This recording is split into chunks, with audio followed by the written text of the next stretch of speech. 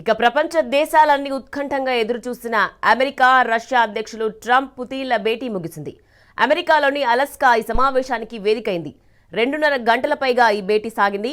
America తరపున అధ్యక్షుడు Donald Trump, విదేశాంగ శాఖ మంత్రి మైక్రో రూబియో, ప్రత్యేక రాయబారి స్టీవ్ విట్కాఫ్, రష్యా తరపున విదేశాంగ శాఖ మంత్రి సర్గెయ్ లావ్రోవ్, విదేశాంగ విధాన సలహాదారు యూరీ యుషాకోవ్ పాల్గొన్నారు. ఇరు దేశాల నుంచి 3 చొప్పున పాల్గొన్నారు. తొలుత ట్రంప్ పుతిన్ల మధ్య చర్చలు జరుగుతాయని వార్తలు వచ్చినప్పటికీ ఇరు దేశాల ప్రతినిధుల బృందం ఈ భేటీలో పాల్గొంది. వీరి భేటీ ముగిసినట్లు వైట్ హౌస్, క్రెమ్లిన్లు ప్రకటించాయి.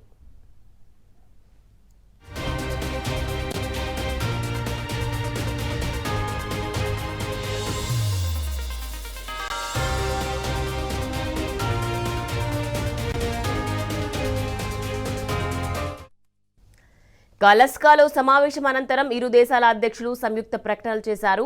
కొన్ని అంశాలు మాత్రమే పరిష్కారమైనట్టు అమెరికా అధ్యక్షుడు ట్రంప్ తెలిపారు. ఉక్రెయిన్పై జెలెన్స్కీ ఈయూతో త్వరలో చర్చిస్తామని ప్రకటించారు. సమావేశం ఫలప్రదంగా సాగినట్లు ట్రంప్ వెల్లడించారు. మరోసారి భేటీ అవుదామని రష్యా అధ్యక్షుడు పుతిన్ ప్రతిపాదించారు. ట్రంప్తో తనకు మంచి సంబంధాలున్నట్లు చెప్పారు.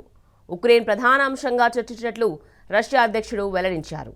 ఉక్రెయిన్పై ట్రంప్ తాను ఒక అవగాహనకు వచ్చినట్లు పుతిన్ ప్రకటించారు. మాస్కోలో మరోసారి చర్చలు ఉంటాయని వెల్లడించిన పుతిన్ ట్రంప్ను మాస్కోకు ఆహ్వానించారు.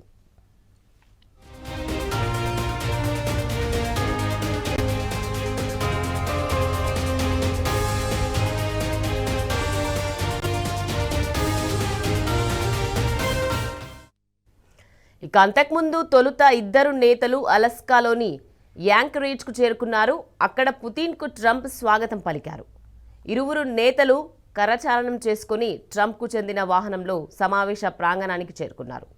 ఈ సందర్భంగా విమానాశ్రయంలో ఇరువురు నేతలను మీడియా పలు ప్రశ్నలు అడిగినప్పటికీ సమాధానం చెప్పకుండానే వెళ్లారు. ప్రపంచ దేశాలన్నీ ఈ భేటీని అత్యంత ఆసక్తిగా గమనించాయి.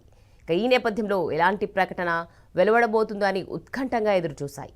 మరోవైపు అలస్కాలో వందలాది అమెరికన్లు ఒక్కచోటికి చేరి ప్లకార్డులు ప్రదర్శించారు. అధ్యక్షుడు ట్రంప్కు మద్దతుగా నినాదాలు చేశారు. ఈ క్రమంలో అటు పుతిన్కు గానీ ఇటు రష్యాకు గానీ వ్యతిరేకంగా ఎలాంటి ప్లకార్డులు దర్శనమివ్వలేదు. మరోవైపు వీరి భేటీ నేపథ్యంలో అమెరికా స్టాక్ మార్కెట్లు ఒక్కసారిగా కుదుపునకు లోనయ్యాయి. హై రికార్డు నుంచి కింద పడ్డాయి. యుఎస్ బాండ్లు, డాలర్ విలువ తగ్గింది.